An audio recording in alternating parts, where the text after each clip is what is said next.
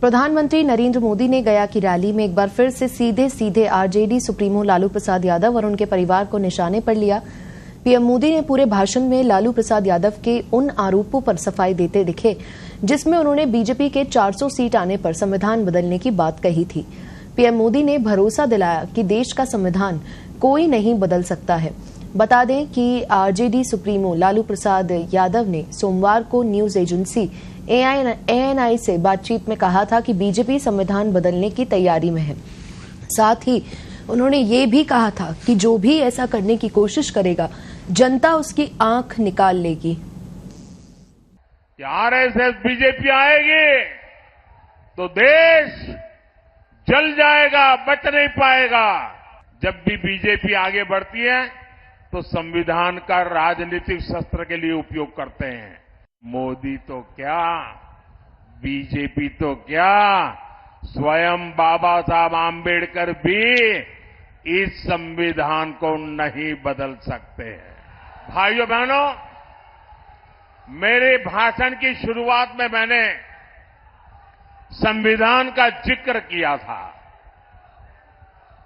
जो लोग संविधान को राजनीतिक हथियार के नाते उपयोग करना चाहते हैं, वे जरा कान खोल करके सुन लें। पिछले 3 दशक से आपने लोगों को डराए रखने के लिए, लोगों को भयभीत रखने के लिए भांति भांति की विकृत नैरेटिव्स, विकृत कथाएं प्रचलित की है। कभी आप कहते थे कि आरएसएस बीजेपी आएगी तो देश जल जाएगा, बच नहीं पाएगा। पिछले 30 साल से हम अनेक राज्यों में सरकार चला रहे हैं।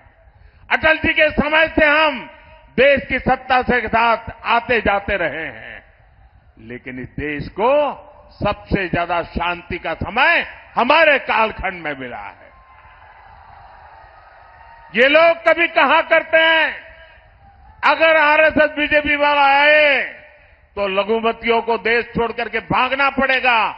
आज भी वो आन बान शान के साथ सरकार की सभी योजनाओं का लाभ लेकर के गुजारा कर रहे हैं, प्रगति कर रहे हैं।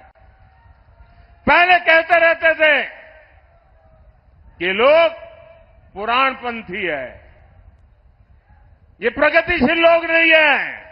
हमने दिखा दिया चंद्रयान पर जाने की ताकत किसमें है। वैसे ही अब वो पिछले 25-30 साल से एक पुरानी रिकॉर्ड घुमा रहे हैं।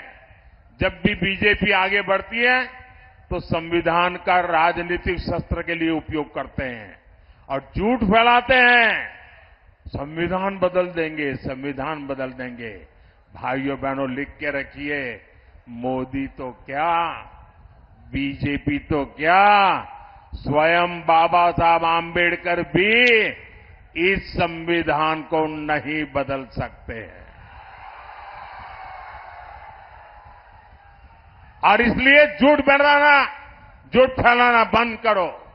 और भाइयों बहनों, इनको पता होना चाहिए, ये जो संविधान सभा थी, डॉक्टर राजेंद्र बाबू नेतृत्व करते थे। बाबा साहब आंबेडकर का दिल, दिमाग और कलम उसको शब्दों में डाल रहा था और देश के गणमान्य लोग अनेक महीनों तक बैठ करके विचार विमर्श करके देश की भावनाओं को समझ करके, देश की सामाजिक परिस्थितियों को समझ करके हमारे संविधान का निर्माण किया है। और जो लोग सनातन को गाली देते हैं ना, वो भी कान खोल करके सुन लो।